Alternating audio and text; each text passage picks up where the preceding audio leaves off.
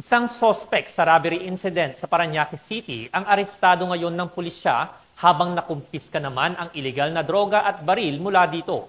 Alamin ang ibang impormasyon mula kay Patrolwoman Ivy Corporal. Arestado ng mga tauhan ng Parañaque City Police Station ang isang lalaking sospek na sangkot sa nakawan sa isang restaurant sa kahabaan ng Luz Drive Corner, Ilmao Street, Parcal, Tambo sa Parañaque City.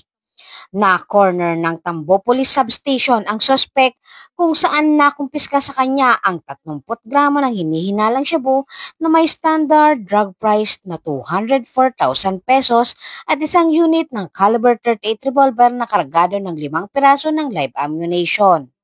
Inihahanda naman ng reklamo para sa paglabag sa Republic Act 9165 o Comprehensive Dangerous Drug Act of 2002, Republic Act 10591 o Comprehensive Firearms and Ammunition Act at robbery laban sa naarestong sospek na kasalukuyang nakadetne sa naturang presinto.